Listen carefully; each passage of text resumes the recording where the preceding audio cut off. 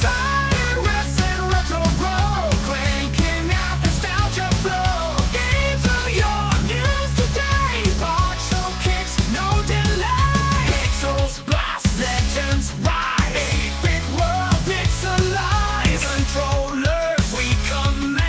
Virtual worlds conquest grand.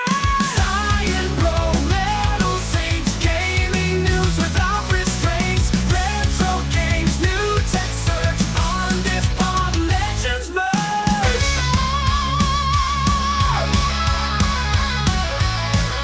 Old school tales, arcades fly, console wars keep it live. Joystick buttons, old school rain, next gen glory every stage. Retro quest, fury bright, speed runs battles every night. Cyrus roars, Bro stands tall, gaming legends they call.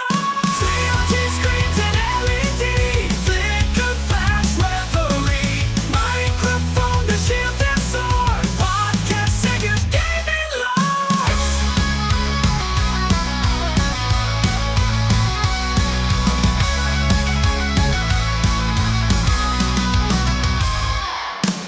Flashing screens and LED, flicker, flash, reverie. Microphone to shield their sword, podcast singers, gaming lords.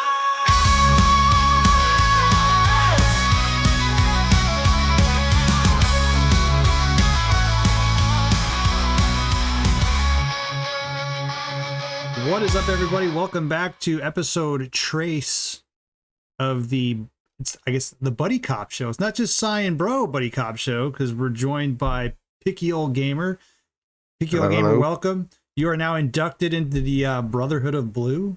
Thank you so much for being here. And I did just realize my shirt's backwards, so I have to deal with that. But what's going on, guys? We have an interesting show. I feel like we just did one. I feel like we just did one yesterday, but it's been almost a month already. A lot has happened. So we're gonna talk about quite a few topics this evening. If you're watching, obviously, good morning, good afternoon, good evening, depending on when you're watching this. But we are glad to have you watching on YouTube and Rumble. I still have to upload episode 2 on Rumble. I've been super lazy with that. I'm trying to be more active over there. But Picky Old Gamer, welcome. Tell us a little bit about you. You just joined a new platform as well, so I'll let you I'll let you take it away. Yeah, I've been on YouTube for how long, Cyrus? How long were we on YouTube there for? 7-8 years? We started in 2016, I think. Yeah, I've been on YouTube for about 7-8 years. I never got a huge following like Cyrus because I'm not as cool as Cyrus, I don't guess. But I just did my own thing on there. Been a picky old son of a bitch. That's the way I am, and made my content on there, and then YouTube got super toxic. You guys know how it is, and I got off YouTube. I did a lot of shows with Cyrus. We did a game rambling show that was really fun. So we did a lot of episodes of that. We don't have the time much anymore because we're old men now. Yeah, I got poked and prodded to try to make some stuff and go over to Rumble. So I restarted on Rumble just recently, like 2 weeks ago. So I'm starting to make content on Rumble and see how it goes, because YouTube can go fuck themselves, because they're just I can't get any headway on that place. Even It's after definitely all the changed. years. It's changed a lot over the years for sure. You mentioned Game Ramblings. That's actually, I can't remember if you streamed it on your channel or Cyrus's channel back in the day, but that's how I found Cyrus was both the of you host. guys. I added it to like a sub section of videos. I'd always add his videos, but Cyrus was the host of that. He was the brainchild of that. I was back. I found you guys during the Coleco Chameleon days. That's how I found it, because I was talking about it, and I saw you guys had talked about it, and I was like, oh, I really like this show. And then because you guys used to do it live, we may do it again. Who knows? Yeah, we did it. We did it on my thing on video game virus on that channel, and then we did it for a little while on the Epically Geeky channel with the Eugene hosts. and then we brought it back for a little while. And right now it's just kind of on a hiatus. Maybe one day, who knows, we can Yeah. the planets align and Saturn and Jupiter do the dance, and who knows?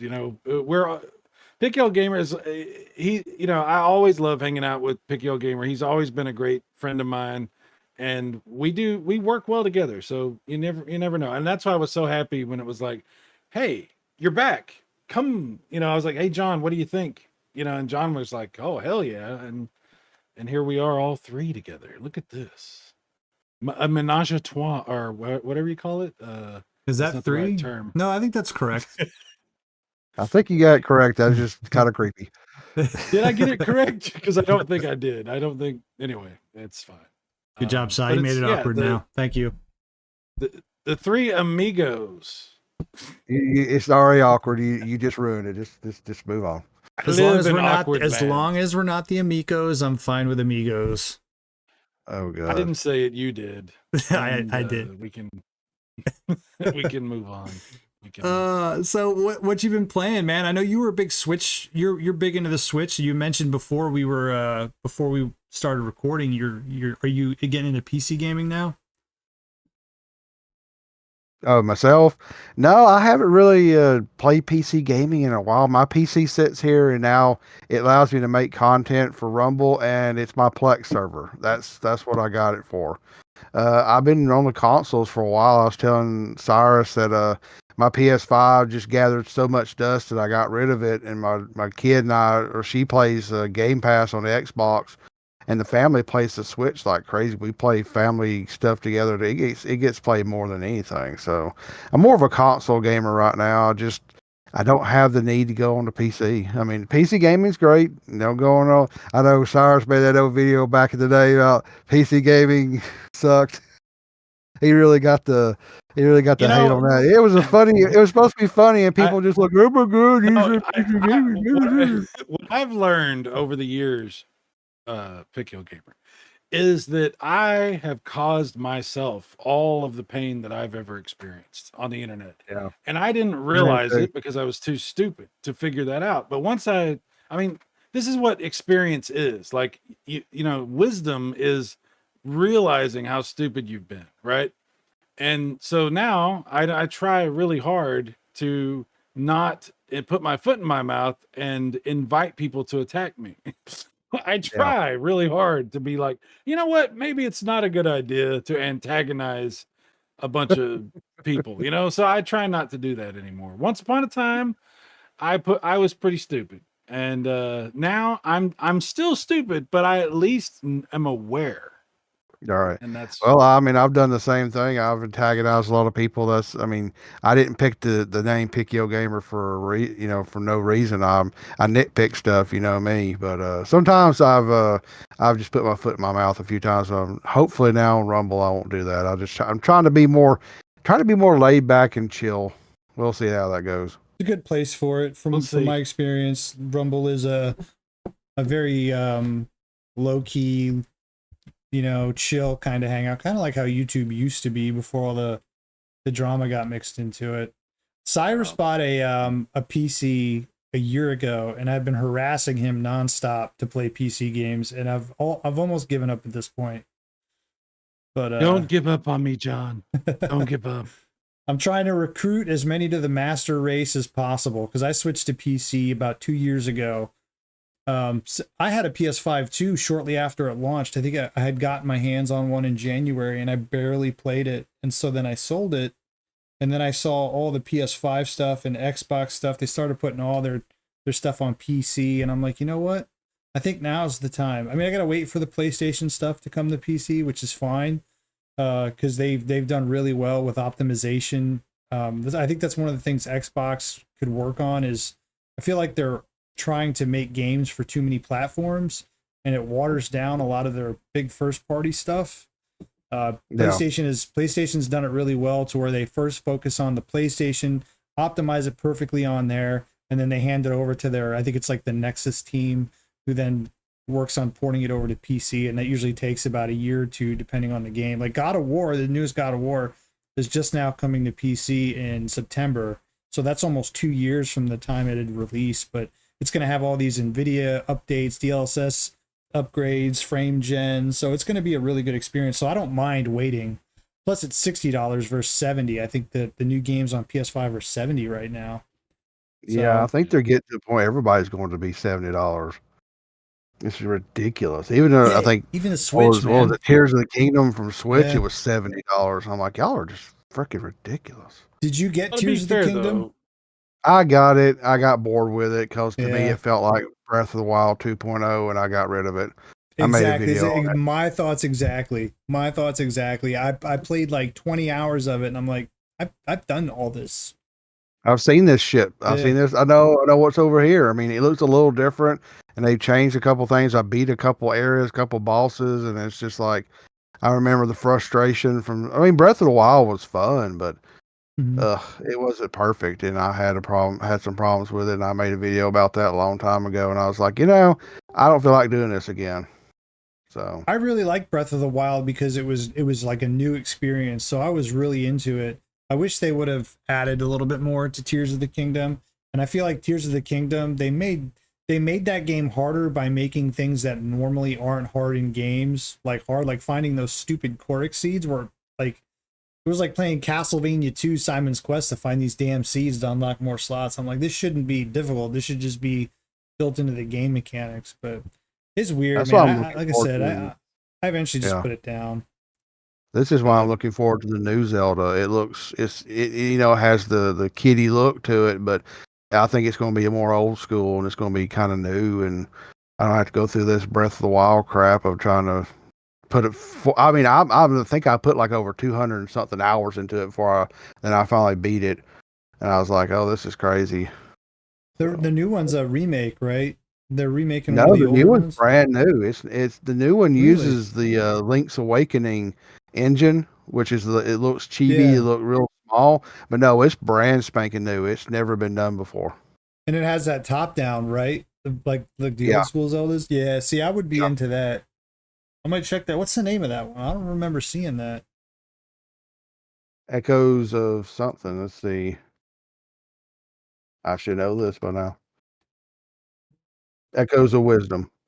Okay. I'll have to put that up because I still have a Switch. It's just every now and then I bring it out to play a game. Like I brought it out to play Breath of the Wild because when that came out, I put it away. And then I brought it out again to play Tears of the Kingdom. I put it Right. away. Literally the only games I've ever played on my Switch is Zelda. So this will be another one because I'll bring it up. My two younger kids both have Switch Lights. They love it. But they play Animal Crossing. That's like all they play on it.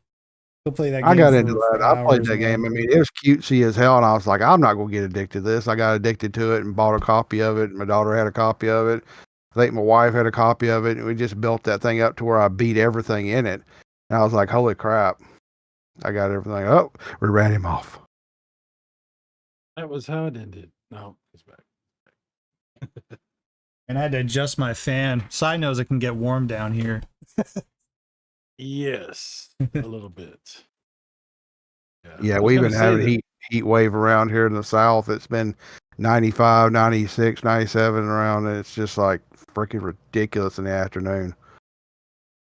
I can usually count We on gotta. one hand the days over 90 we have, and it has been consistently over 90 degrees almost every day this summer. It sucks. I hate it. It's going to be back in the mid 80s where it should be by tomorrow, but I'm over it, man. I'm ready for fall. Oh, I am too. We had a cold front today. I think it got down to 96. And that's 96, humid, huh? and that's humid there too, right? Nah, hell no, Yeah, because it man. actually rained today too. So Oh my yeah, god. No, no thanks. bad time. No thanks. Sai, what about you, man? What you been up to since we talked last? Any new retro consoles or new mods? Well, I guess I mean I got my OSSC and my RetroTink 5X in and got everything playing around with that. You got to see. I'm gonna be doing some Sega Saturn stuff using the RetroTink 5X. It looks amazing at that resolution. It's pretty. It does a really good job of upscaling it, and it deals really good with the resolution switching for some of the games. you know, some Saturn games are actually like interlaced, like Virtua Fighter 2 and stuff like that. And on the regular RetroTink that I had, the 2X, it looked okay, but on this you get the full resolution because it does a much better job of processing that interlaced signal. I'm imagining the 3DO will also look really good on that because of the interlacing. Do you put So that, I'm and then do you put that on your HD TV? You don't run that on your CRT, do you? no, no. I mean, when I'm streaming and stuff, but obviously I'm monitoring it on a monitor, on a HD monitor, you know, a flat panel. You don't need to retro tink or nothing like that for playing on a CRT. On a CRT, you just plug it in, obviously, and just do that. But this is mainly I got these devices to help me get the best quality I can out of the signal for streaming and recording videos and stuff like that. But it's pretty cool, you know. And I got my top loader Famicom over here with the RGB mod, and you know that's also phenomenal. I've had a lot of good stuff going on with these old consoles. I've been really enjoying them, you know. You always liked the old And stuff like that. I mean, you really did. oh Especially you put a lot of time and effort into Neo Geo stuff there for a while. I was like, holy crap. I yeah, remember that. I didn't keep my Neo Geo, and I don't regret it because that was just not going to go. I mean, I had pretty much maxed out my potential with that. You know, I wasn't going to spend. I bought a game. I bought Burning Fight. It cost $200, and the cartridge, and that was a deal. That cartridge was going for like three something, and I got it for two. And I was like, I don't want to spend this much money on a game. I don't care what the game is. You know, that's crazy. Yeah. And you know, so I was just like, I made a decision. I was like, I sold my Neo Geo, and then I bought the games digitally on PS5, and I bought a really good arcade stick in case I want to use that on PS5. And I've been happy with that. Neo Geo emulation is fine. It's actually really good. Yeah. But it was fun to have that experience. I'm not saying it wasn't. It was a fun experience to have, but anybody that can hang in there and just buy all these Neo Geo carts and stuff, I'm like, dude, you got to be loaded. You got to be like, you got to like actually like have no respect for money whatsoever. Like, and I'm not that dude. I'm not that dude. You know, I've gotten rid of a lot of stuff the past few years, and the more I get rid of, the happier I am. So, but I think I've gotten it whittled down now to like what I really want to keep, at least for the next, you know, for the foreseeable future. And that's where I spend my time gaming mostly. I do play on the newer stuff sometimes, and I'm planning to play more on PC. I promise, John, it will happen at some point. I'll figure that out. But yeah, you know me. I do this old consoles, all this old stuff, and I have a blast. I have a really good time. But I'll tell you what, John, uh the PlayStation 2, when you know, John told me about, you know, there's PlayStation 2 emulators, but he was like, because I didn't have good luck with PS2 emulation. But John, he told me about like, you know, you need to get the nightly build on that. And once I took that step, which now I don't think you even need because they've updated it to the point to where all that's been integrated.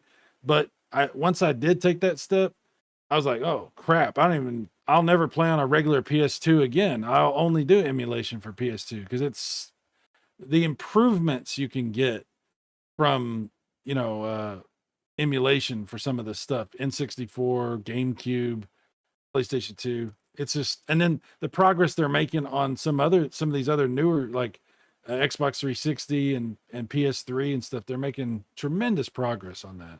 I don't know why I'm talking so much about this, but I just find It's interesting, I man. guess I just needed to talk. I don't know. The nightly is really nice because I mean I can play those games at like 4x resolution and it's so much better, man. Because like the original PS2 had that. I don't know if it was like an anti-aliasing or if it was just the if it was the resolution because it was lower. Well, but it would like it looked fuzzy. It was a fuzzy look to it, and I could never like play it. It would hurt my eyes after a while. But with the upgrades and like a 4x resolution, it looks awesome. I mean, I could play, and they look like 360 games. They look awesome. So They that's really one of the things look I want to great. do is I want to start streaming more PS2 stuff. There's a lot of shovelware on PS2, man. Like you didn't realize it back in the day, but like I was on CD Romance looking at games just to download, and I'm going through it. And I'm like shovelware. Like, holy cow, man! But I mean, there's some bangers too. I messed around a little bit with Xbox emulation last year, and I mean that's pretty good. But it's really hit or miss with compatibility, and I haven't really gone up to like 360 or PS3 emulation. I have a 360 hooked up still. If I want to play 360, I'll just buy a disc for $5 and play the original. I have no problem with that. So Yeah, and they since you brought up the 360 again, they did just shut down the store, and I've loaded up my 360 with a ton of games that I got for cheap. Which, by the way, even though the 360 store is shut down, they're running sales on 360 games on the new store on the newer Xbox, which then you can go and download onto your 360. So, like, I picked up 3 more games for $2.50 a piece yesterday. Wow. So they're still running great deals like that. sounds And the like 360 everybody's will always happy, be man. great. The 360 is the best Xbox console to this day. I mean, Yes, it is. I went It's from great. It's awesome. I went from PS2. I went PS1, PS2, 360 because the PS3 was just too expensive, and the 360 came out first, and then got hooked on it, and never had it. Even when my 360 red ringed, I didn't go buy a PS3. I actually bought a Wii because I think if I remember at the time, I didn't have that much money, but I was like, oh well, I can afford a Wii, and then I went on a Wii kick for like 2 years until I bought a new Xbox. Well, But I will say this though, the PS3 is phenomenal, and you can still play online with it for free if you have anybody else that that has a PS3. It does Blu-rays, and it does movies and stuff like DivX stuff like that, or MP4s and stuff. It'll do like if you acquire the movies like we were talking about earlier, Mike. Yeah. You can You find them. put them on the digital yeah. versions. You guys remember Yeah. when you Yeah. would buy a Blu-ray and it would have the DVD and then a digital version too? Do they still Yeah. do that? Yeah, I don't know if they I still don't do that, but they think did so, that for no. a while to kind of combat yeah. piracy. I don't think they do it anymore. Privacy, yeah. Also to combat Yeah, privacy, privacy. probably Yeah. can't allow that. Got to do something about that.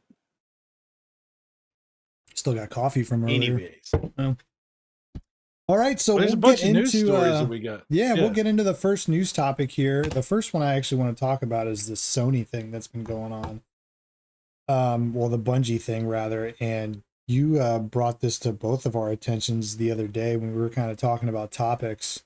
But this article is saying it's not a hostile takeover. I don't know how you don't consider it a hostile takeover, but essentially, I don't know if this article details it, but I'll go through it real quick. And this is from Forbes actually, and it says while there is not a takeover of Bungie by Sony right now, there are large chunks being carved out of the studio, which is Bungie, and moving under SIE, which I'm guessing is Sony Entertainment, after it struggled to be profitable between Destiny 2 and many other side projects, which recently resulted in over 300 layoffs in the past year. Sony president, COO, and CFO Hiroki Totoki has now revealed what exactly is happening with the Bungie restructuring in a recent briefing. Among the details,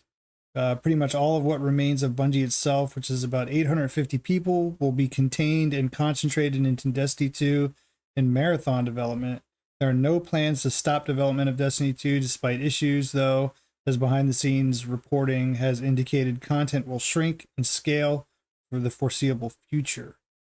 Everything else besides Marathon and Destiny 2 will move under the Sony umbrella. This includes back office functions at Bungie, including many roles that were hit by layoffs, and also the other title development at Bungie will move under SIE. This includes Bungie's Gummy Bears, which I have no idea what that is.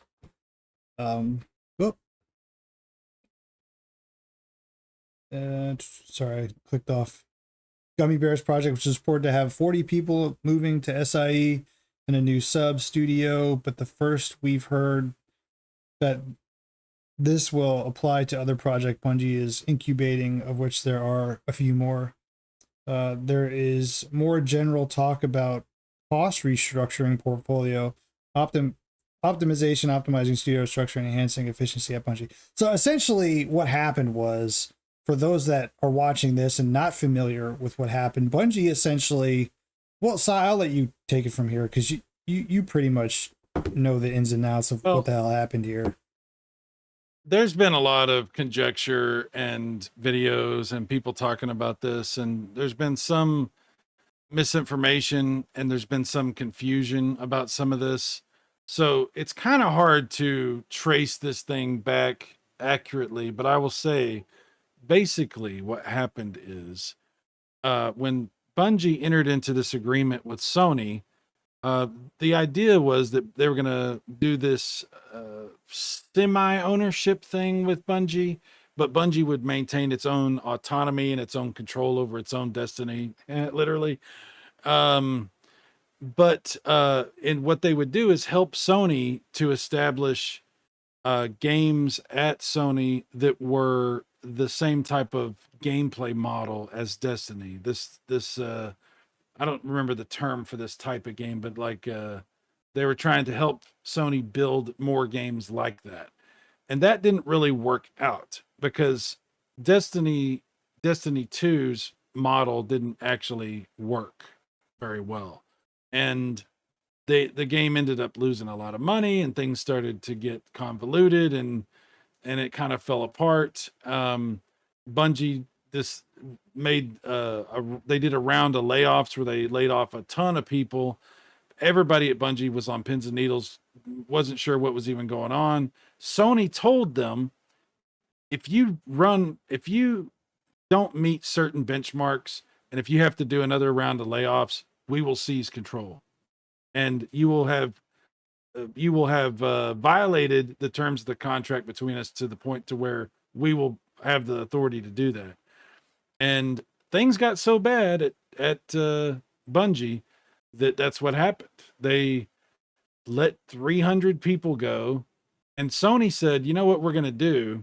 We're going to take most of those, like 150 plus people, and we're going to bring them into other projects at Sony directly. So we're going to take you're not going to fire those people. We're going to take them, and we'll put them in other things, and we'll build new things for those people too."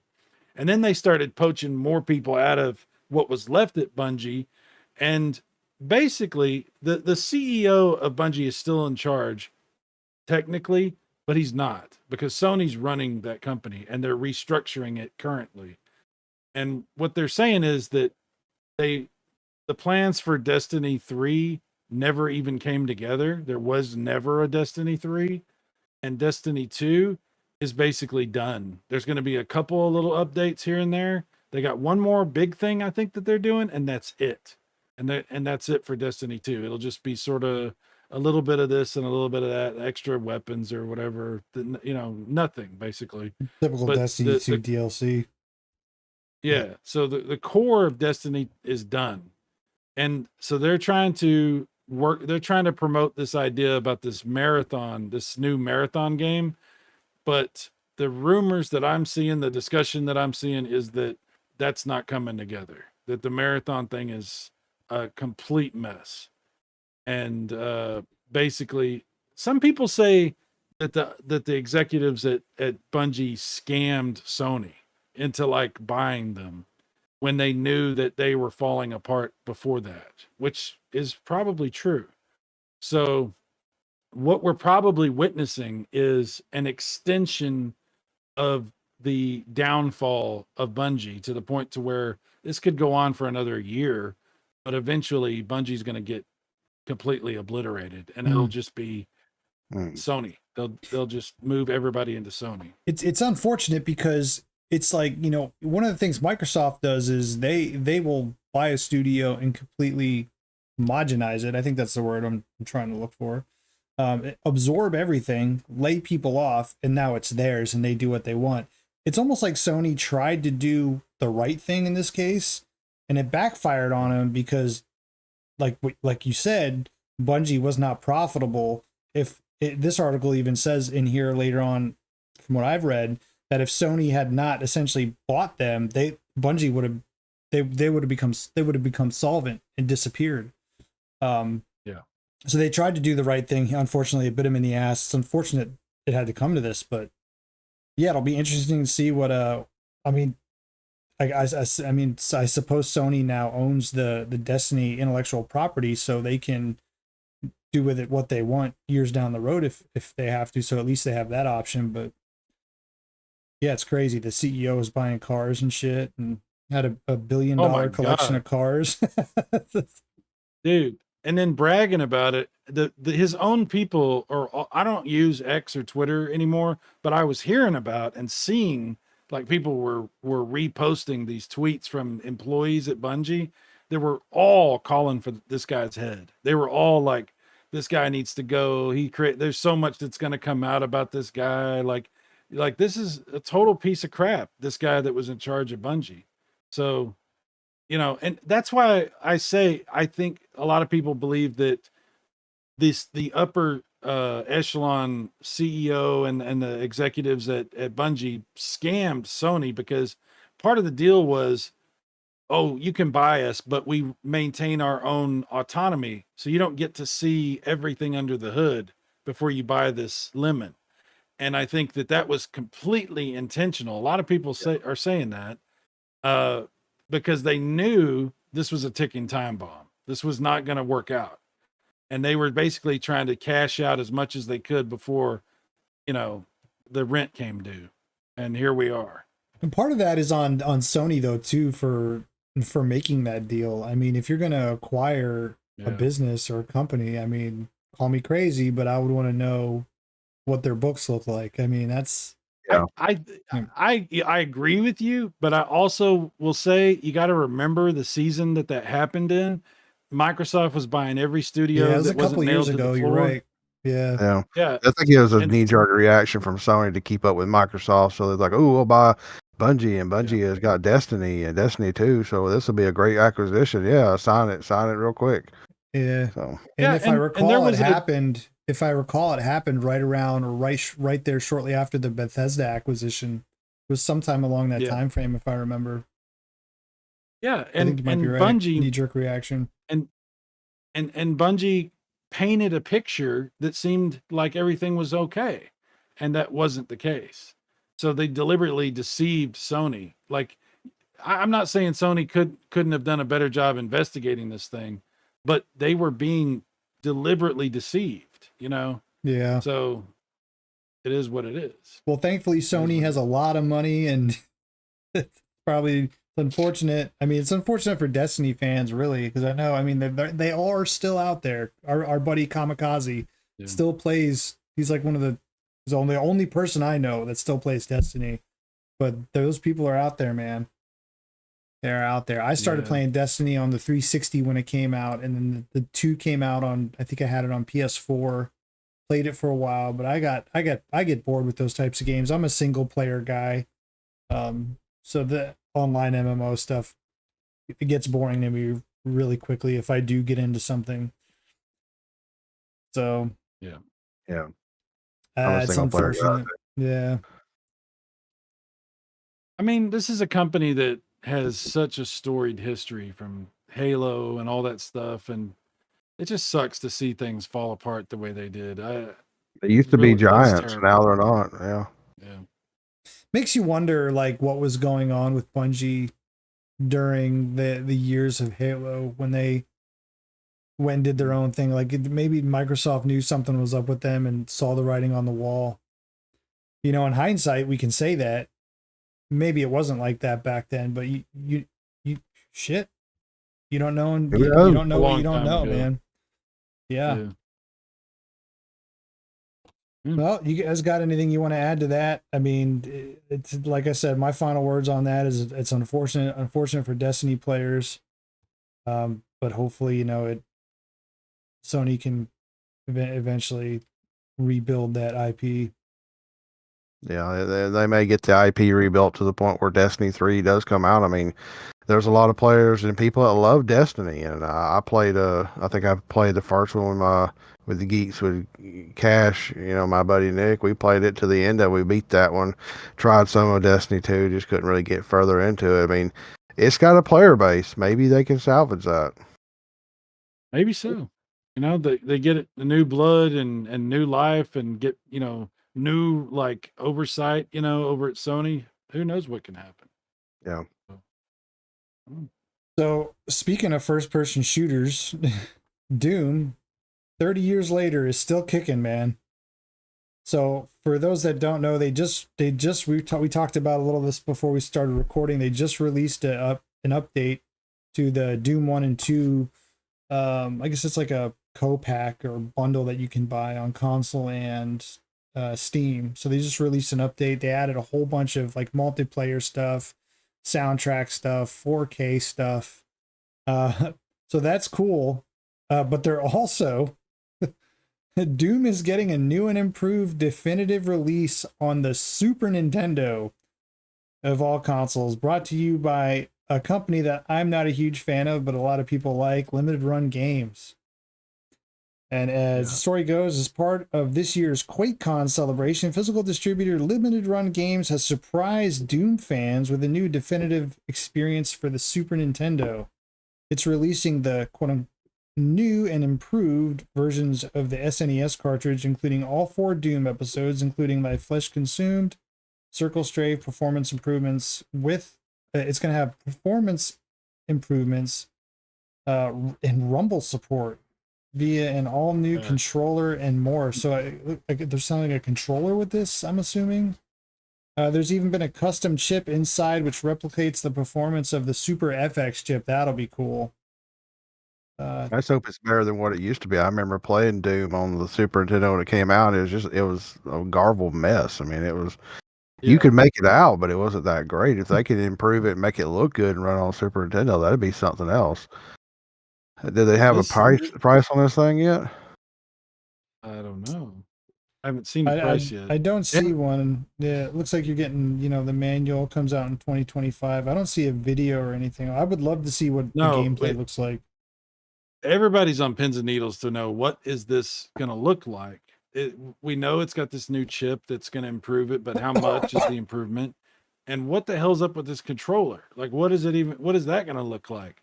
So we're waiting to see like what are we doing? Like, what is this? Is this a whole new version of Doom? Is this going to look like? I mean, what is it going to? This could be amazing, or it could be kind of like, oh, really? Like, I mean, I don't know. I don't even know what to think. How much you can do with the Super Nintendo? I mean, the Super Nintendo and Nintendo themselves were really synonymous with putting, you know, new chips like the Super FX2 chip and Star Fox and games like that break the mold and everything. But there's limits to what it could do. So you know, people are thinking, oh, it's going to be PC quality. I'm like, not. I don't think so. It's going to be it's good. Still gonna be Maybe it'll limited. raise it up to console quality to where it looks great. That'd be awesome. But this is just kind of odd to me to be putting it on the Super Nintendo. But I don't know. Maybe it'll be awesome. That is weird. Like, and why is this controller with rumble coming out? What is that? Why would and how and what?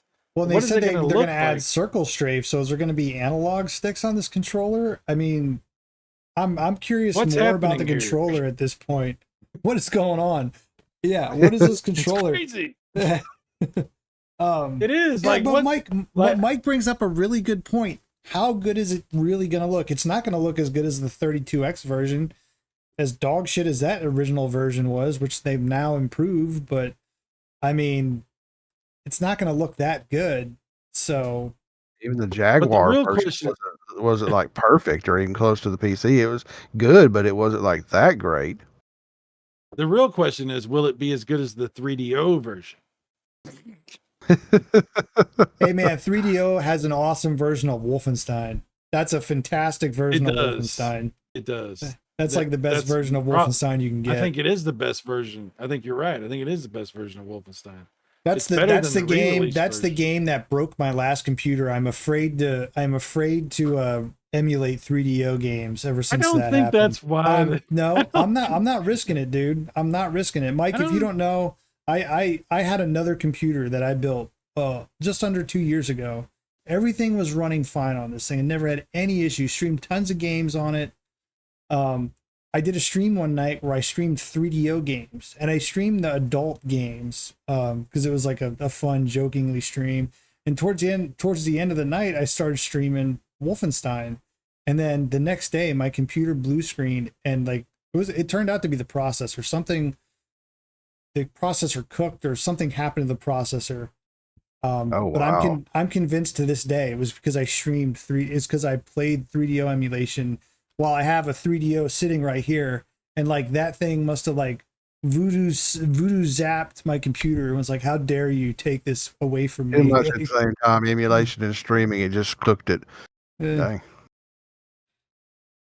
I don't But think yeah, I that's mean- what happened.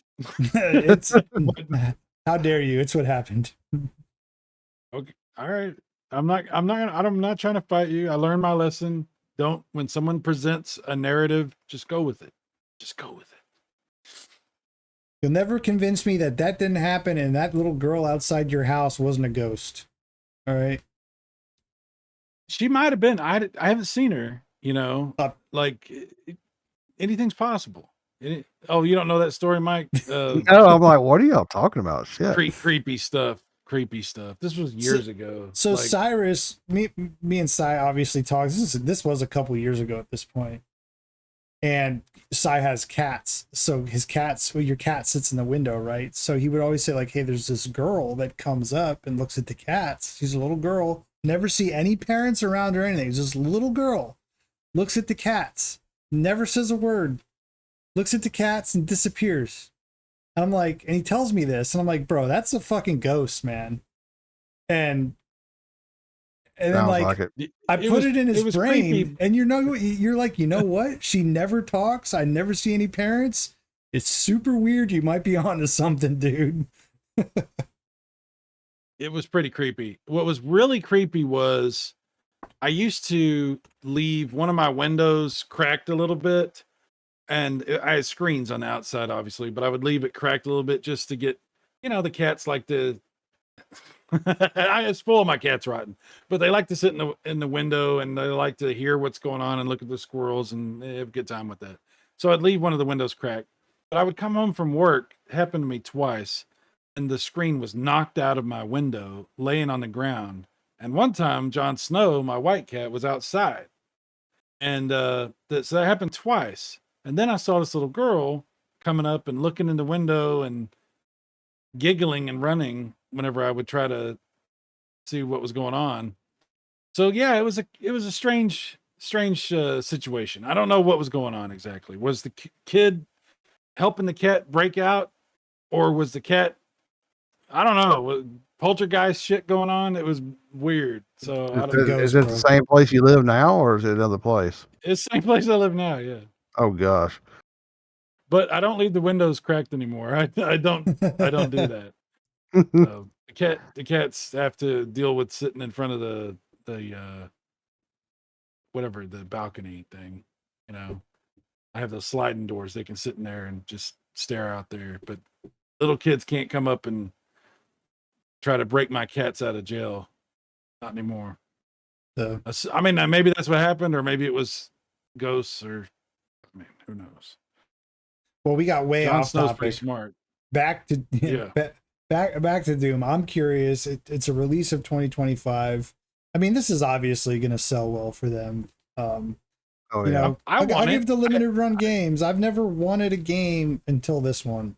I would, and it's for me, it's almost just sheer curiosity at this point. If it comes with the controller, I definitely am buying it, you know, because I can't even like to have Rumble happening on my Super Nintendo. That's Yeah, that would crazy. break my brain. like, If yeah, it's I weird. remember back in the day, I had this controller that I would use to play Street Fighter with, and it had like a little LCD screen, like almost, it looked like a calculator screen in the middle of it, and you'd like have turbo, and it would like tell you like what's on turbo, and I thought that was the like most insane controller ever, and that didn't even have rumble support. So, I mean, the consoles weren't built for it. So obviously, this is probably has something to do with that chip that they have in this, because there's nothing in the console that's going to give you rumble, Right. you know. Yeah, it's got to have that chip's got to talk to that controller somehow and tell it to do something, because wasn't it the N64 the first time rumble packs ever come out? For Trying to think if Nintendo, at there's anything least. before that for Nintendo. I mean, you had, yeah, because the original PlayStation didn't have rumble until the DualShock came out. Yeah. And that was their answer Star to the Fox. rumble pack, essentially. Yeah. Star Fox came with the Rumble pack. That was the very first time there was Rumble. And then Sony added it to their when they decided to put analog on the PlayStation to compete with what Nintendo was doing. So, yeah. Yeah. N64. Will that be the next release from Limited Run? Will they do an N64? You know, where do we go from here? I don't know. And how much is this damn cartridge going to cost? Yeah, it Yeah, doesn't that's the say. point. That's what I want to Yeah. know. It's probably going to be 120 bucks. I remember when they did that Night Trap release, it was like $100 and some dollars. I'm like, you guys are insane. Like, Night Trap And then they sucks. put that on CDRs, right? Yeah. Yeah. That was such a Limited terrible run game. Such a terrible game that everyone got when Goo Goo Gaga over. I'm like, do you guys remember the 90s? Nobody liked that game. Everybody, it was a terrible game. Like, it's so You got weird to me famous for because being terrible. yeah, but that's, and I think me and Sai might have talked about this a little bit. It's like, I forget. I did a video one time. It might have been something on the Saturn, and I had said something, and somebody took like, "Oh no, you know, it wasn't like that," or the Saturn was a so much better console. And I'm like, dude, nobody, like, we had fans of the Saturn back in the day, but nobody gave a shit. Once the PlayStation came out, man, nobody gave a shit about the Saturn except for like No. die-hard Sega fans. That was it. And I'm like, Dude, and I look how at the they guy's rushed toward profile, the and he's Dreamcast. younger, and I'm like, it doesn't make sense to me. Yeah. So I was there, damn it, I remember. Yeah, I remember looking at it going, ooh, that's an interesting console, kind of from its look, and, you know, looking Toys R Us and places like that, but it just didn't really have, it didn't have the games and the pull that the PlayStation had, so it just kind of like, I went, yeah, I don't need that, and then I went with the PlayStation. So It was a new, Yeah, you know what it was? Japan- It was a newer console, but it, like, once the PlayStation and N64 came out, it didn't feel new. It felt old because it felt like it had like dated graphics compared to the PlayStation didn't and get- 64. we didn't get all those awesome Japanese games, man. Yeah, well, that's they were another very thing, limited too. on- Yeah. Yeah. There It was a fun ton of arcade games on the Saturn. experience. Oh, yeah. But I had the only dude, reason why I really got a chance to play one other than outside of a Toys R Us kiosk was I had like a rich friend and his parents hated each other. So they just like gave this kid whatever he wanted, put it in his room, and he just have all this shit in his room. So I'd go over there and, man, he had like a Super Nintendo, a Saturn, a PlayStation. He had everything. And then eventually he sold me his Saturn like a couple of years later. And that's how I got my first Saturn. And then I traded it in for a Dreamcast, which was silly. no, Dreamcast. I mean, that was such a good console. yeah, it still is. It still is. It has a really good library too. I love that system. I remember I had my sister drive me to this store called the store was called X Play, like the TV show. Mm. And because the Saturn was old, the Dreamcast was like on its way out the door. Like they this was like when the fire sale happened. So I was like, oh, I'm gonna trade my Saturn in and then go buy a Dreamcast for like, they were like $50 when they went on fire sale. They were super cheap. Might have been 100. I don't remember. They were stupid cheap though. And I remember going to this store X Play and I was like, yeah, I want to trade the Saturn. And they didn't even want it at the time, because this is 2000, 2001. So they're like, no one's gonna buy this. Like, no one buys these things. And I was like, yeah, I'm trading it in because I want to buy a Dreamcast. He's like, well, you're trading one dead console in for another. He goes, that doesn't make any sense. But yeah, the mighty have fallen. That's how it was back in the day, though, man. No one gave a shit about those consoles, man. It's crazy. It's Yeah, funny it used to because I not got be- Yeah. I mean, it's funny. I only owned one Sega console. It was a Dreamcast, and I bought it when it came out new because of all the hype, and it was such a good console. But the PlayStation 2 just stomped it. It just had more everything, being a DVD player and everything like that. So it's unfortunately I got on a Sega console when Sega was dying pretty much as a console maker, but it was still a fun console. Yeah, there didn't used to be retro gaming. That used to not be a thing. Like nobody did that. Like that became a thing. I don't know. When's the first time you ever heard somebody talk about retro gaming? Like it had to been 2010 maybe. 2009. Yeah. Yeah, something like that. I remember when I was in it was like 2008, 2009. I like had an urge to hook up my old PlayStation, and I remember I was like, I hooked it up. I had all my old games. I was just playing around with it. I'm like, oh man, this is fun. And I went on, I don't remember if it was Amazon or eBay at the time, and like there weren't even people selling games, and like the people that were, the games were like $3. Like in hindsight, dude, I should have bought every PlayStation game I've ever wanted because nobody cared, man.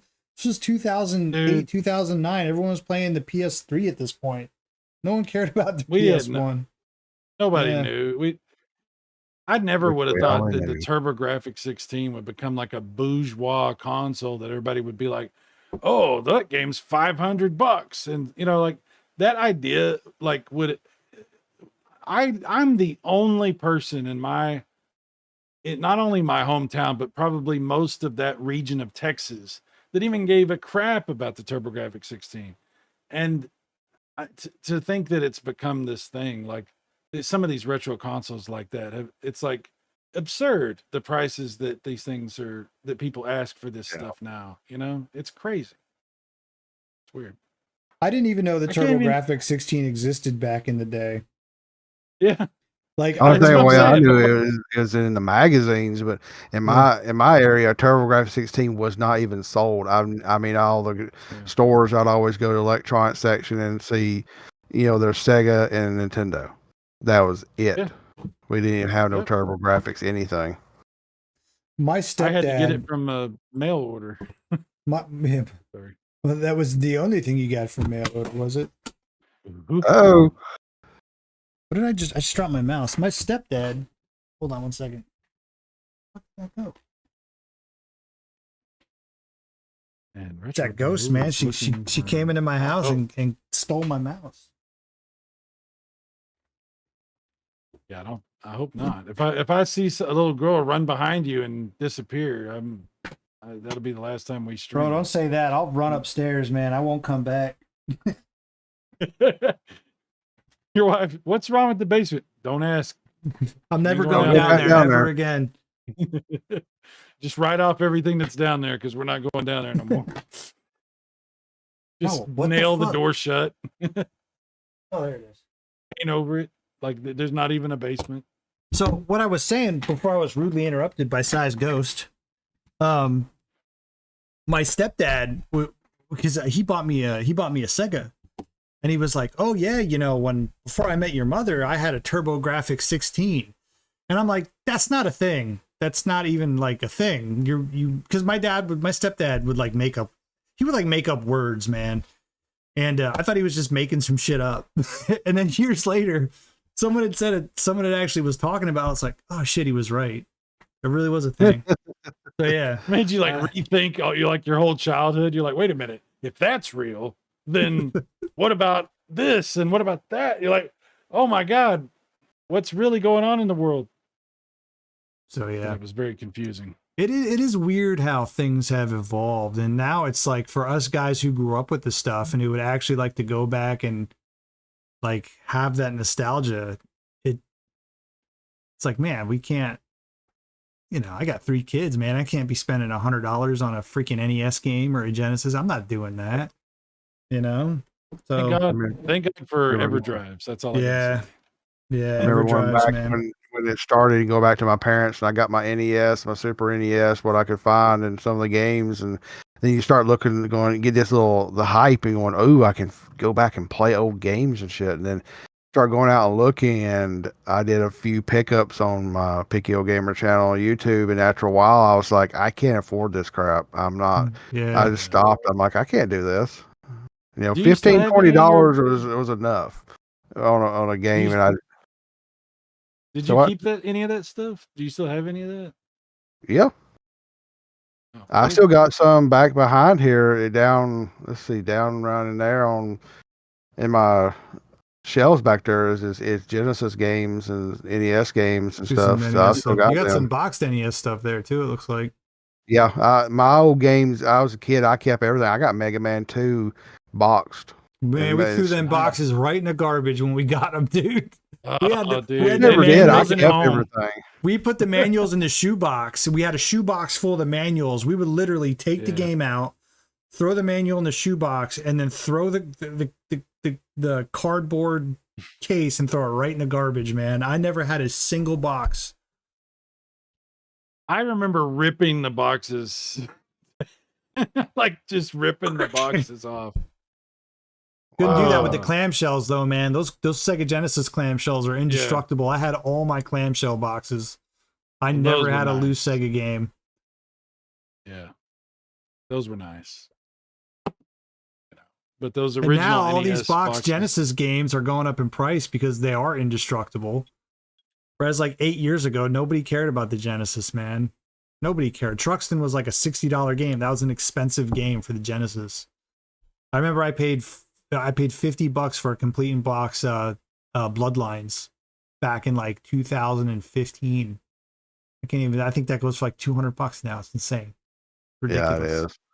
I was looking for a copy of Ghostbusters on it because I never actually played it, just to have it, maybe even, but no, God, that thing was like $150, and I was like, I can go kiss my ass. So I'm not paying you that much money for a Genesis game. Yeah, I had a really good collection of Genesis carts until just a couple of years ago, and I sold almost all of them. I just use the EverDrive now because it was just like, you had to make these decisions sometimes, But yeah, what a great console! Absolutely. One day, I always tell myself, like, you were talking about the retro tank earlier, Sai, and I have like, I'll just show you. I don't know, like that's my CRT, and I got like 4 consoles there or whatever. So like I'm kind of limited on space. So what I was thinking about doing is moving my Genesis and a couple other systems over to my big screen and using a retro tank, hooking up my PlayStation and start buying PlayStation games again. But I'm like, I don't know if I want to do that. I don't know if I want to buy. I love the PlayStation. That's probably, if not my favorite, my second favorite console. I go back and forth between the Genesis, NES, and PlayStation as my favorite consoles. But those prices have come down a little bit. But that's another one people are getting crazy about. Yeah, I own a lot of PS1 games digitally, and I have them on my PS3. And I have some discs, but some of them you're just gonna have to emulate. You're just gonna have to play them on DuckStation or something because there's just no way. Yeah, I do most of the PS1 stuff now on RetroArch, Yeah, and that's nice. But well, so I'll let you talk about this. You can introduce this next topic. This Valve Datamine shows Studio maybe working on Half-Life 3. I haven't Okay, read this one. so, You put it in the chat, so I'll let you take control of that one here. data miners have been digging around in some stuff, and that's what this story stems from. Oh, I see. It's a so- Valve data mine. Yeah. Oh, interesting. I'm just going to read some of this real quick. This is from Game Revolution. Every so often, we get our hopes up about the idea that Valve may finally, after all this time, be bringing us Half-Life 3. Well, we're not quite there yet, but there have been some interesting and ongoing developments that suggest a new entry in the iconic first-person shooter series could still be a possibility. Can you imagine a Half-Life 3 actually happening? When was Half-Life 2? Well- Because it's been a long time since that one. Yeah. So they Uh, did Half-Life 2, and then they did episode 1 and episode 2 as like expansions for that. Half-Life And then 2 they kind came of, out in 2004. Oof. yeah, Wow. it's been out. 20 It's been a minute. years. Yeah. Then they did the Portal games, the Portal 1 and 2, but that was, I mean, that's pretty much it. Other than like the Left 4 Dead stuff, which is based on that engine. The But source engine, Half-Life, yeah. yeah, Half-Life 3 has never materialized. Recently, a number of resources reported that Half-Life 3 may be on the horizon thanks to a voice actor, really, who accidentally let slip some information. It seems And as they wonder though why they don't get paid. it's true. It's true. It seems though Natasha Chandel has named a mysterious project they'd been involved with called Project White Sands. And if people are like sort of drawing a conclusion from that name, Project White Sands, Black Mesa, maybe that's where, anyway, their website has been taken down, but it seems it's been enough to get the ball rolling in people's. Sorry, go ahead. Today, not tomorrow. But it seems that it's been enough to get the ball rolling and people speculating about Valve possibly working on a new Half-Life installment. And basically, they did some poking around and stuff, and there's people that suspect that this might be happening. I'm not going to keep reading forever on this, but you can read the article yourself if you would like to. Yeah, I'll put a at link. Game I'll put a link in the description of these. So there's a video on here. That's what I was trying to play. Okay, let's go. I got a stupid your ad. 'cause tickets. I don't- Okay, let's get two things straight before we Oh, get okay. started. This is just this is an 8-minute video. We're not gonna watch that. But that's interesting because 20 years, man. Holy shit. I didn't know it had been that long. I thought it had been like 10, 15 years. Well, Mike, we were talking before we started the stream, and I was like, Mike, do you think this could ever happen? Valve what are your cannot count thoughts? to 3. Valve cannot count to 3. They don't know how to count to 3. And I've said this. They made Portal 1 and 2. Where's Portal 3? The Left 4 Deads were so big to me. I mean, I played so much on the Xbox 360 with my friends at the time playing co-op. Remember co-op used to be people. And Left 4 Dead 3 never came out. They don't know how to count to 3. And if it comes out, I will sit there and go, fuck it. I will go sit down on my computer. Hopefully I could play it and try to play it. If not, I'll pick it up on a console. But I just don't see them doing it because Valve has changed into this storefront. I mean, other than making the Steam Deck, which has been a huge success for them, they just don't make games anymore. They just sell games, and I now sell hardware. I just don't know if they're really want to be doing this. Maybe I'm wrong. I hope I am wrong. I mean, it would have to be really revolutionary for them to do it, the expectations for Half-Life 3. I mean, there's no way you could ever meet what people want, I mean, it would have it's to be it's really, the really FPS. What else can you do that the FPS? But I think it comes down to I never beat first Half-Life, but I remember getting Half-Life 2 for the PC, and I remember when you had to install it, and it had to like talk to Valve to unlock it, and I was on dial-up, and it took like an hour or two just to install it. But I played that all the way through, and the story is what got you. I still remember the ending, and I was like, oh, I need to play this. I need to play the next one. And now, like John just said, now it's 20 years later, we still don't have it. It's crazy. The storytelling is what gets you. They had really good storytelling. Yeah, I mean, Half-Life set the standard. I mean, before that, first-person shooters weren't like that. They didn't have stories like that.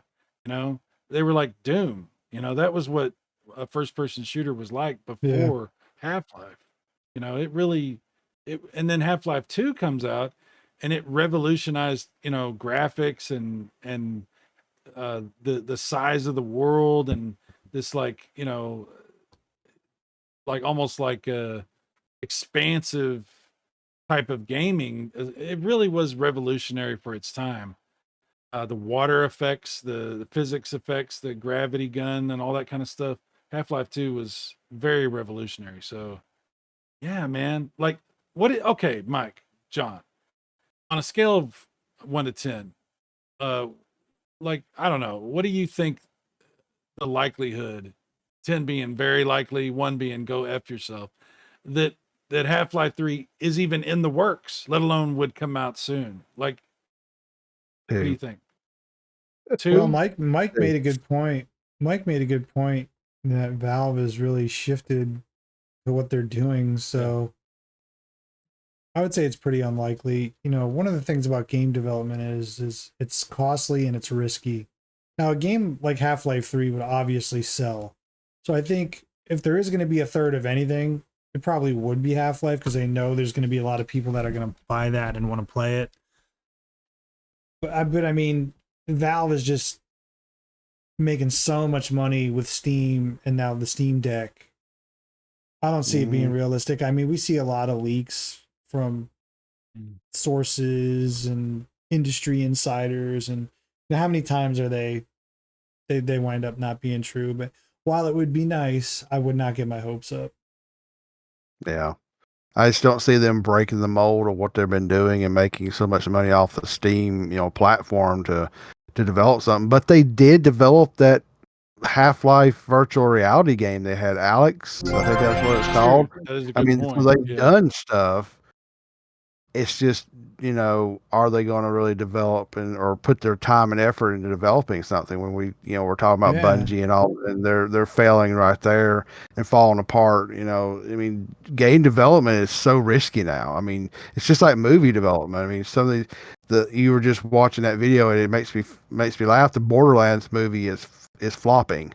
It's Yeah. that bad because it's not doing well. And you have something like Wolverine and Deadpool, which, Cyrus and I were talking before you got on, and it's doing great. I mean, it's just a gamble now. Every type of venture companies are doing, gaming or movies, it's just, it's a lot of effort and a lot of money put into it.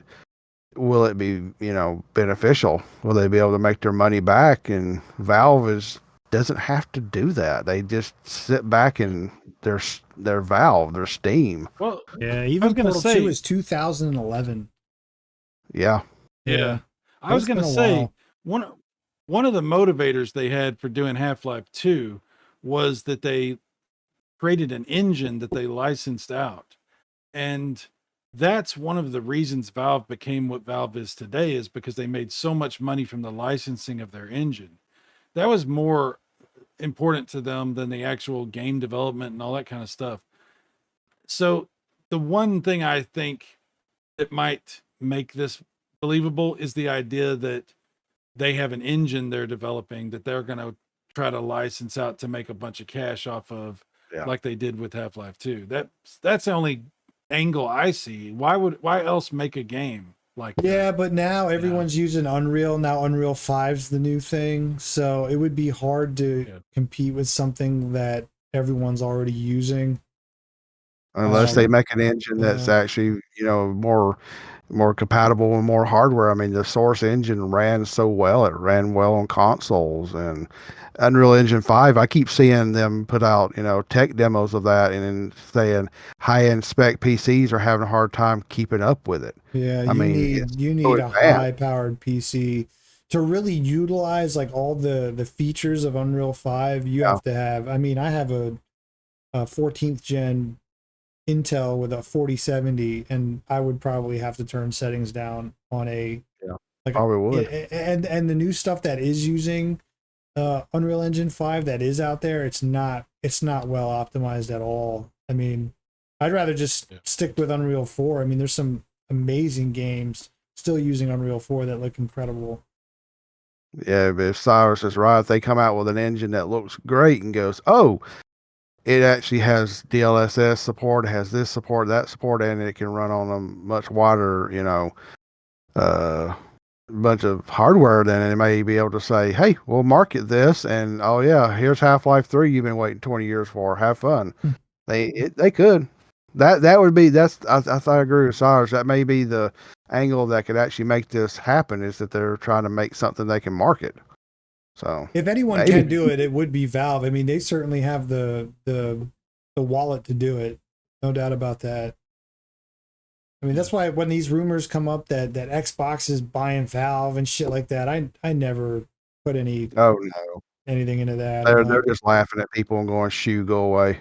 They Yeah. don't need nobody. But you don't jinx us by saying that, okay? Because as absurd as the idea seems that Microsoft might buy Valve, what if tomorrow the news drops? Oh, Microsoft bought Valve, and we're all like, "What?" And then I have to blame you for that, John, because you thumbed your nose at the idea, and here it is. So let's I all don't just think it'll knock on some happen wood. now because of what happened with what was that? We talked about it on the last show with the acquisition, and then Activision. Yeah. With this whole Game Pass increase, the FTC took a real issue with that.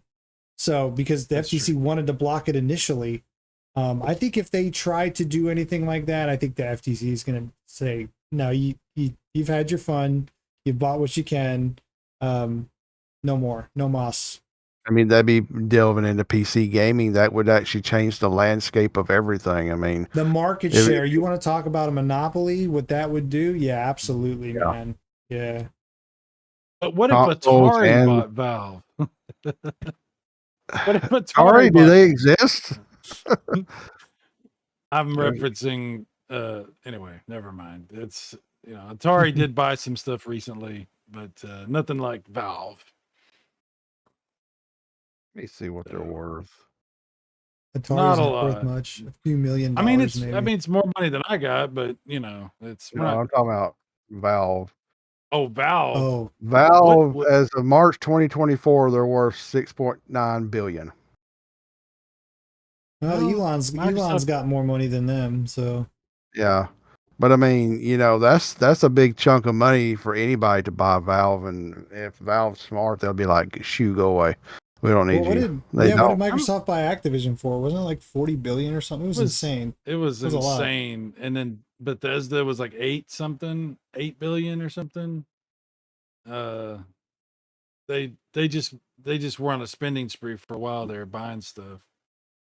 I don't know what they spent on Activision, but it was a lot. It was a lot more than 8 Microsoft- billion. I know that much. I think they're done buying stuff though. I really do. I think that their whole strategy seems to have changed recently. Yeah, the Activision Blizzard was 68.7 billion. Ooh. So yeah, That's I was Valve's trying to be, not- I was trying to be Valve's not worth conservative it. with 40 billion. yeah. But Valve's not worth that 68 much. billion. But I think they're comfortable. They don't need nobody. Yeah. So No, you're right. Valve runs the show for everybody else. What they're not going to sell. Knock on wood. Hang on. you better knock On on some some wood. wood. Yeah. I don't know if you heard it, but I did Yeah. because I am not jinxing this. Yeah, Yeah, it's the 'cause that's PC all gaming Microsoft market, will- man. Yeah, I do all my gaming through Steam. I mean, there's other services out there that are okay, some other storefronts on PC, but nothing compares to Steam. I mean, it's just so it's better than all the console. I think the console stores, and I don't know if you could do it on Sony or Xbox yet, but one of the things I absolutely love about Steam is you can look at the developer page. So if you find a game in the store that you really like, you can click on the developer and then it shows you all their games. I love that feature. Speaking of developers, John, what's the status on your game? What's going on with what you've been working on? We can talk about what we've been playing and stuff. Yeah, but you've been I'll, working on stuff. I'll give an update towards the end before we wrap it up. Okay. But there is news. There is news since our last show. So it's good news. Very good news. So as we move topics here, we can move into movies a little bit. So the first thing I wanted to talk about is I think we're all Marvel fans for the most part. I think we all followed the Marvel Cinematic Universe. At least I did up until Endgame. I tried to get into some of the shows, but Marvel, I think we can all agree, has kind of in a low point. As Deadpool says, welcome to the MCU. You're joining a little bit of at a low point. I had a kick out of that. I don't know if you guys caught that in the He Deadpool really movie did. He when he really told put Wolverine. that. Pretty funny. but I did not expect to see this, and I have a lot of mixed feelings on this. As proof of the unimaginable possibilities in the Marvel multi-universe, we give you the one person who could play Victor Von Doom.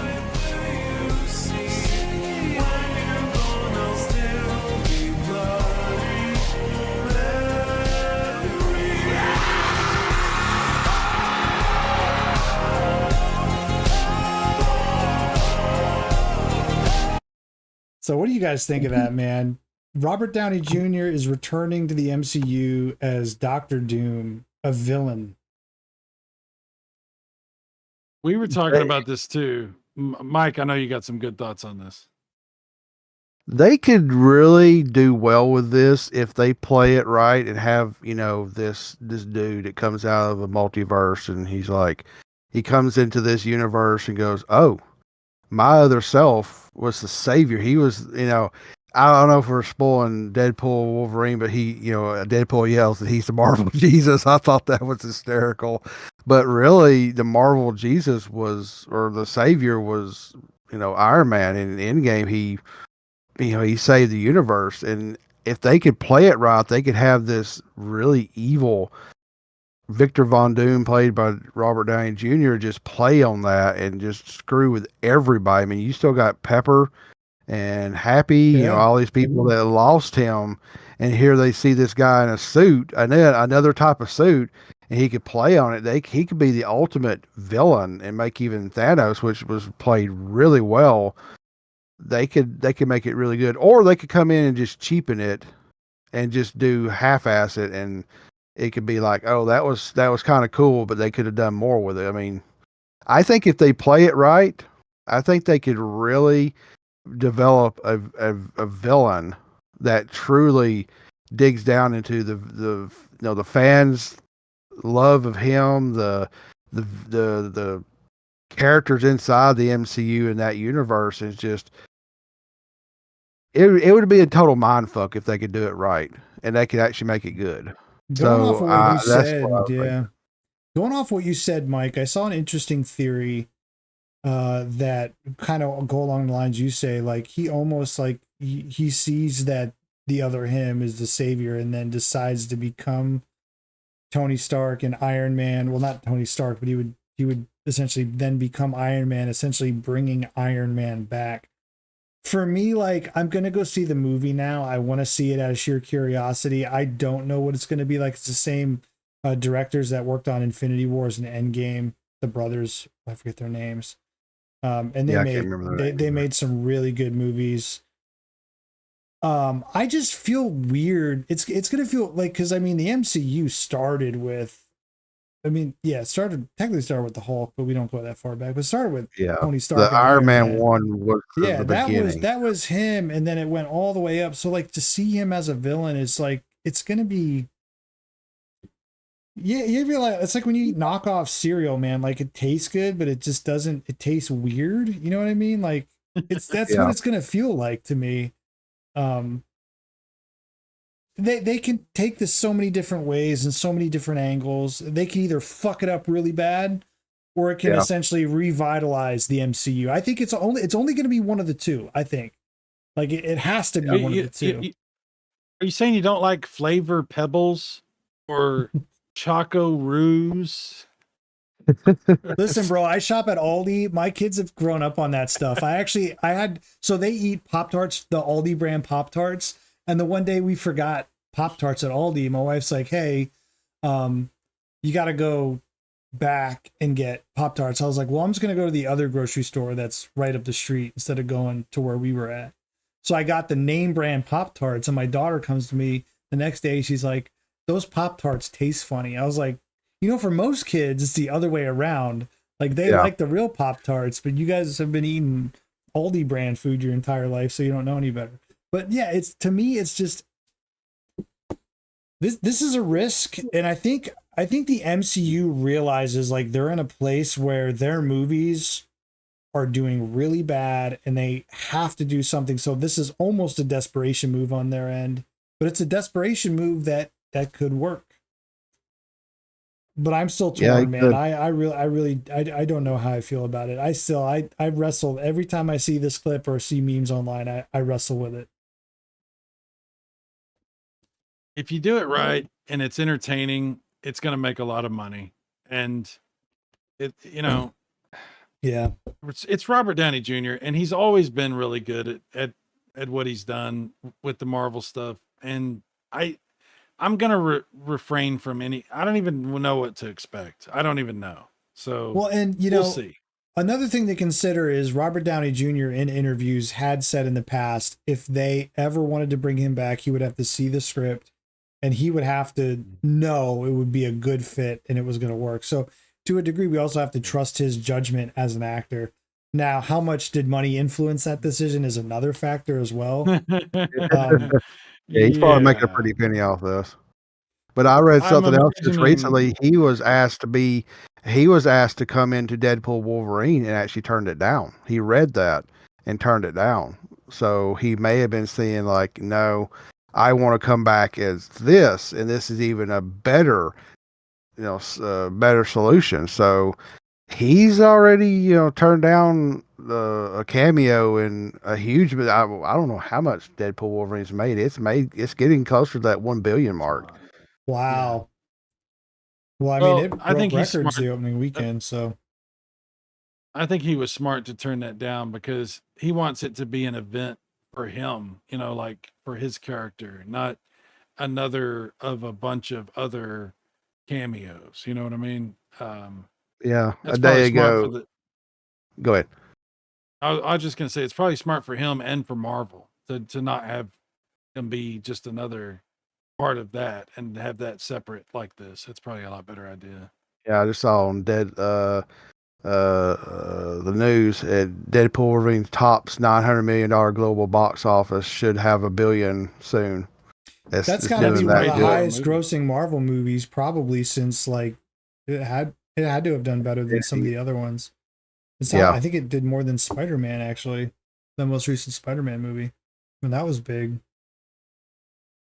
Yeah, they don't even know what to think anymore because it's a rated R movie and they're not supposed to make that much money. But here we are. I think it actually broke the record. It's 2024, man. They gotta get off that.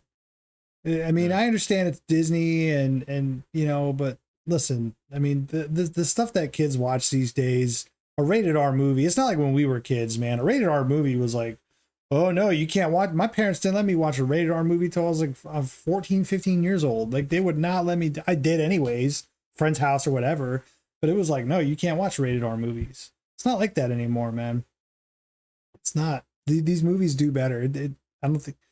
I think that old adage of oh, it's rated R, it's not going to make as much. I don't think that's true anymore. Yeah, I think it broke a record for amount earned by a rated R film. Yeah, Not surprising. So. The movie is amazing. I expected it to be good. I liked the first two, but I mean, it was fantastic. It makes me want to go back and watch the first two again.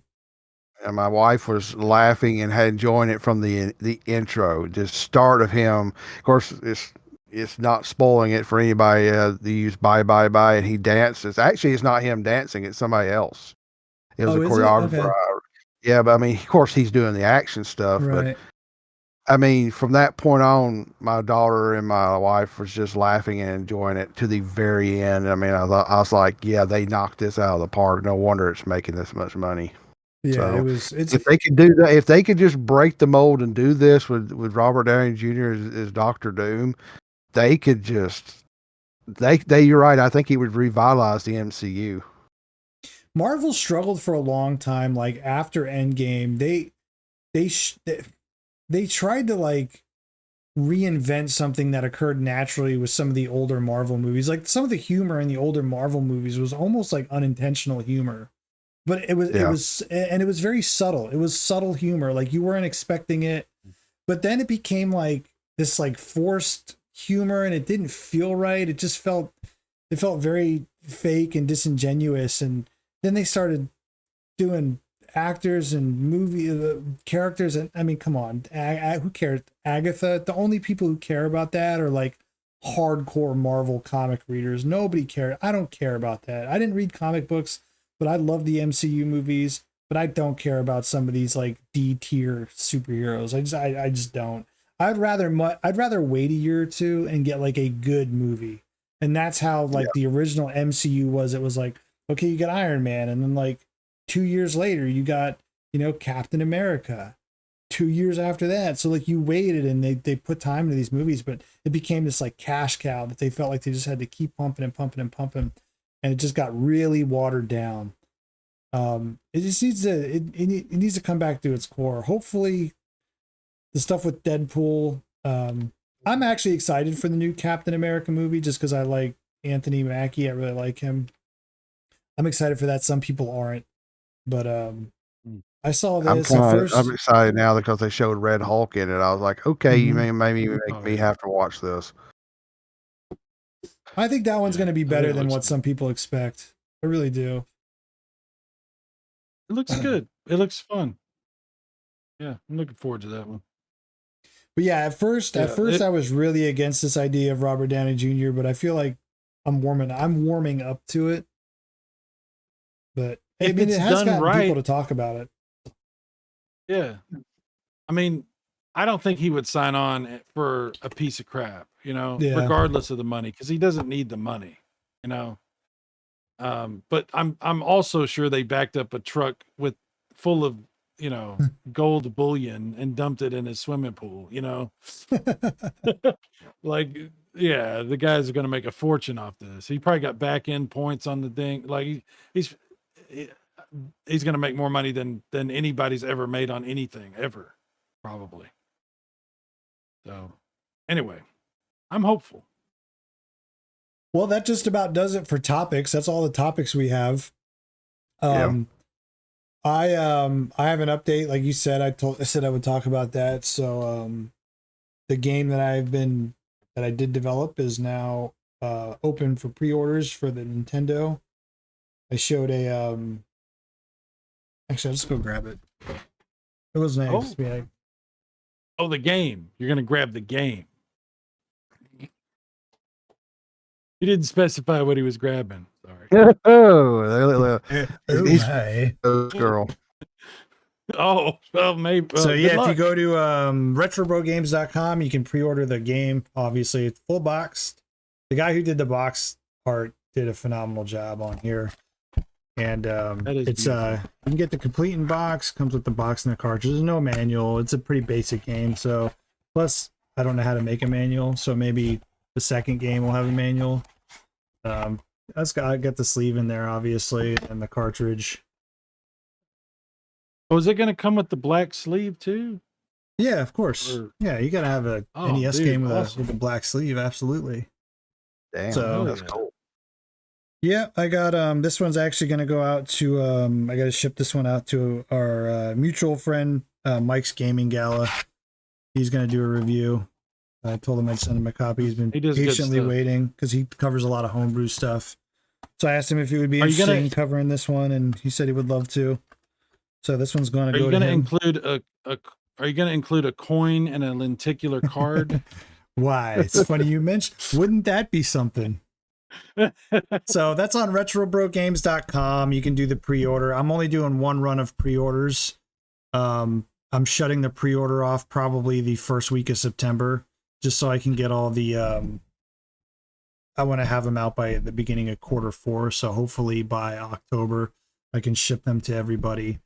And then after that, I'm working with a publisher who's then going to be offering the game physically, so you'll have a spot to go and buy the game physically from the publisher's website. And I can't say who that is yet because it hasn't been made public. It's going to be me, some other developers. So, is it limited run games? No. Oh no. No, definitely not.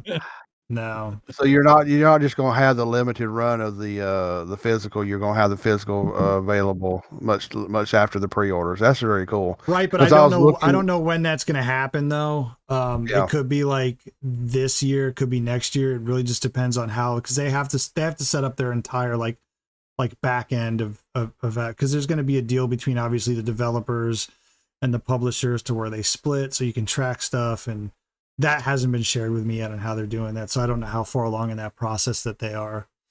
So Cool.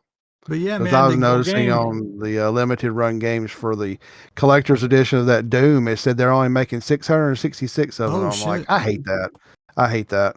I hate when they make just limited amounts of if stuff. you my thing is like, if you have the capability to, I'm sure that, because I'm sure they can fulfill more than that. So why do they limit it? Why do they limit that? That's such a, I mean, It's- obviously it's a we know why they do the gimmick. number. Yeah, you know what they're doing. It's all Demand. They trying to- want the demand, hype up the demand, so they'll make sure they sell all those. And it's aimed directly at a very specific demographic.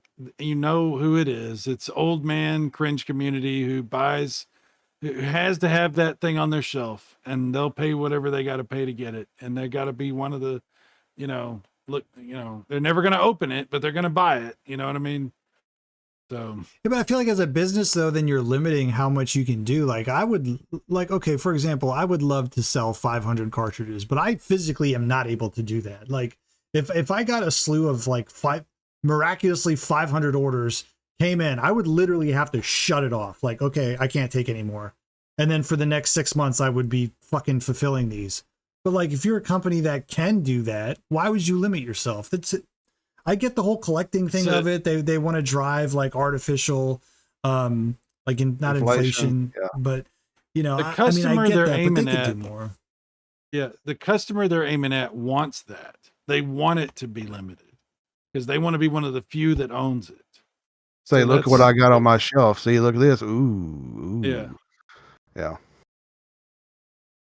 it is what it is. So yeah, the game it's pretty cool.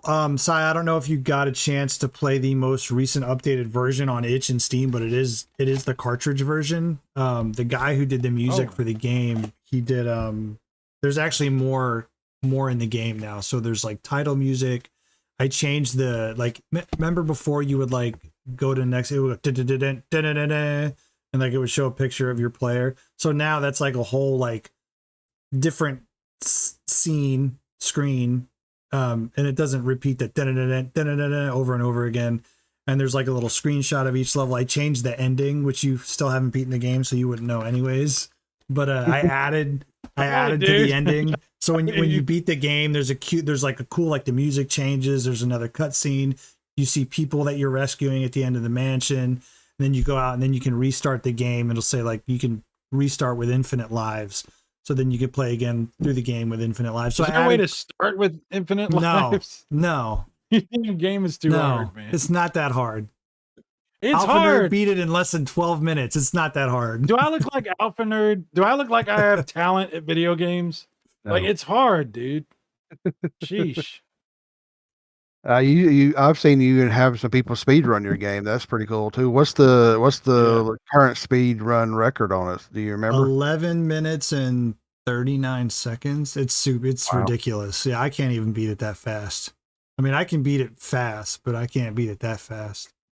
Wait I mean, a minute. this guy. Clip that. I can beat That it was funny, fast. dude. I can beat it fast, but I can't beat it that fast. I'll tell But you no, what. it's you know what, it was a really fun process to make the game. I'm super happy with how it came out. For my first game, I thought it came together really well. I started coding the next one.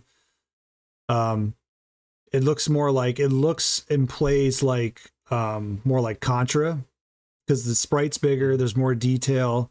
I just like over last weekend and today I finished the actual like mechanics of you being able to like shoot up, shoot forward, shoot down. And one of the things I had to like code was like, so when you're shooting up, you can't move and shoot up. That's the only limitation it has really. And you can't like shoot down, like, cause you can crouch and shoot because some enemies will be lower. So you have to crouch and shoot them, almost like Journey to Silius. If you played that game. So you can shoot up in this game? That's You can that's shoot horrible. up. I and can't there's- believe you would put that in a video game. How dare you? Oh Jesus! It took me a second. And there's gonna be like there's side with his dad jokes. There's gonna be an overworld like Super Mario 3. It's gonna be an overworld like that. So again, because I'm such a Super Mario 3 fan, I have to incorporate some of the things I love from that game. So it's kind of going to be like that So- mixed with Contra. It's going to be a lot of fun. It's going to take me a while though. It's not something that's going to be done in the next 3 or 4 months or anything. This one's going to be a while. That's It's a lot more. Yeah, down the road. There's a lot more. There's so much more involved because I've learned so much more when it comes to coding and doing these things. So, but it's a fun process. I really enjoy it. So You should only make like 50 of them and say that's it, no more. There's only 50 that'll ever be made. And they're all numbered. if I could do, I'll be happy with 50. I'm almost halfway. I'm almost halfway there. Like I said, there's still a couple YouTubers that are gonna be putting out videos. So we'll see how it goes, man. But I'm already happy with how many pre-orders I had. Honestly, if I get no more for the rest of the month, I would be completely fine with that. But I want to at least get people the chance to get the word out because it might be something they enjoy and like. So, Well, that's a you lot know, of once fun. people have a chance to play it, the final cartridge version and everything, that'll also help. Like, you know, that'll show people the actual product. And One of the all that. YouTubers I sent it to, I shot her a message. I was like, hey, I just see how things are going. I was like, hey, just a heads up, like. Because she was telling me she needs to get footage, like, because she's capturing footage off the original hardware. I said, well, if you can't get very far, let me know because I'll give you some footage. Because I said it isn't exactly an easy game. So, yeah, but I'll have to do another playthrough on since I got the new top loader with the RGB. oh yeah, I'm sure it would look really good. it plays so much better I'll on have to the do that. original hardware too versus emulation. I don't know. It I've looks played through it different. a few times too. Well, Yeah. it's a color palette thing because when I build the game, I tested it using the hell's that emulator called? It's an emulator. So I mean, when you build it, I when I build the game, I see the graphics as it is on an emulator, but for some reason, when you then put that on a Nintendo, the color palette is just slightly different. So it still looks good though. Yeah, it's Not that it's not going to run good on emulators, though. It runs really good on emulators. It's just different. almost all my playthroughs I've done it on have been on an emulator. I think I've only played through it like 2 or 3 times. By the way, I did add warps, so if you want to just cheat and warp, you can do that. I'll show you where the warps are. I do. Yes, I do. Absolutely. Warps, unlimited lives of any kind, invincibility. If I can fly over the top of the levels, like that would be fine. I'll do I would that. do- Mario I 3 only- P-Wing stuff there. I only do that in one level on Super Mario 3, and it's stage 8-1. That's the only one I do it on because I hate that level. And that's only if I'm attempting a no death run, which I've done. So twice, by the way. I've done it twice. One's recorded and documented online. That was that one night we were streaming. So I remember that. So yeah, I'm streaming again more on Rumble. I did a Kabuki Quantum Fighter stream playthrough last night. I'm gonna start doing more of those because I love doing playthroughs of games on there. I used to do it a lot on YouTube, and for me, it's like a good excuse to just sit down and play through a game. I use save states when I do these. Whatever, don't judge me.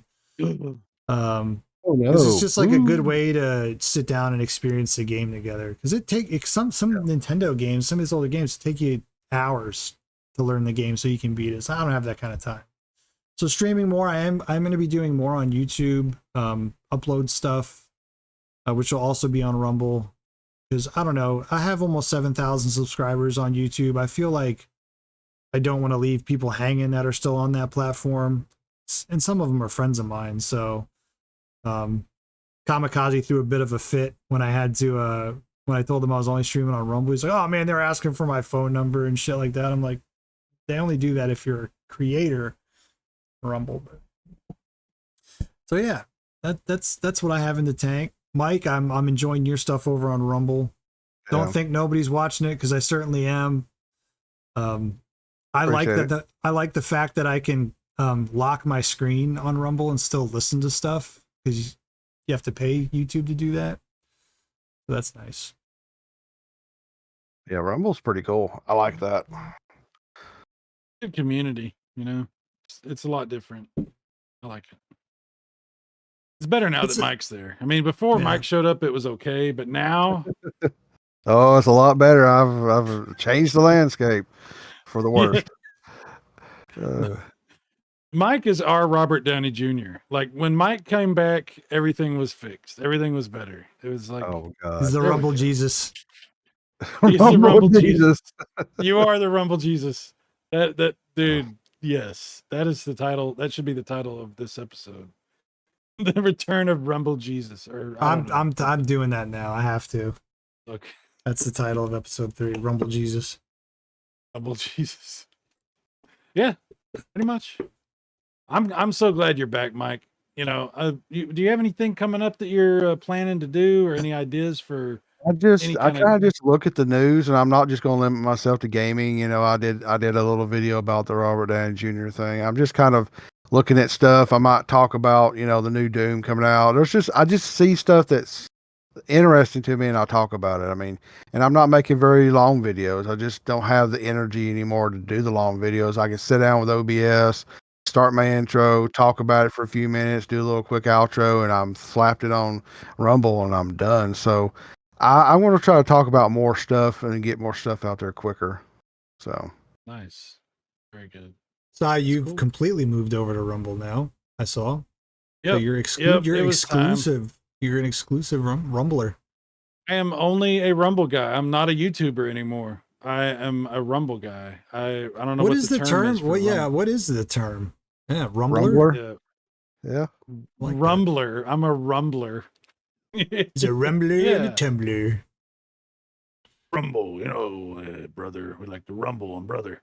I don't know, but yeah, that's what I'm doing. I stream and I do videos, but mainly just streaming now with a few videos here and there. But yeah, it's just Rumble. And the thing was, I was kind of just, it was wasting a lot of time trying to keep up with two things. And I'm like, I just want one thing. This will make things easier. It's better. I enjoy it more. So I'm just, you know, I told everybody, not everybody was happy about it. I know that. And like you were saying, you don't want to leave people behind. I tried not to, but it is what it is. You got to make the right decision for what's right for you. And I feel like this is a much better place. So I'm Yeah. very happy at Rumble. I'm still monetized on YouTube too, so I almost feel like I'd be leaving money on the table. If I get like $100 check every 2 months or whatever. So surprisingly, some of the old documentary videos that I've done still get thousands of views a month, which is crazy to me. But I think if I didn't have that, I'd be more inclined to just go right over to Rumble and be done with YouTube. But people still watch that shit, man. I get new comments daily on some of those videos. It's crazy. I mean, they're good videos. I did a good job on those. But I just, like in my update, I said I don't have the time to make that content anymore. I just don't. So like the stuff I'm going to be putting on YouTube is kind of like what Mike said. Just turn the camera on, talk about a game or whatever, talk about an experience. Kind of like what I used to do like years ago on YouTube. And I've always had the most fun doing that sometimes. You know, they have an app now called Rumble Studio that you can put on your phone, and you can stream straight from that, from your phone, and do video, like stuff like that. So I don't know if you have that app, but it's something to look at if you haven't ever tried it. I haven't. Gives I've you heard more about it though. options. Yeah, I've heard about it. So Yeah. awesome. I will leave the links in the description to both your Rumble channels, as well as some of these news articles we talked about. If anybody wants to watch those, as well as the link to pre-order the game if you're interested. It's also on Steam and itch, so I'll leave those links as well. It was a fun show, gentlemen. BKL Gamer, you're always welcome back anytime. So if you want to join us next month, we'd love that. Until next time, guys, we'll see everyone on the next episode. See ya.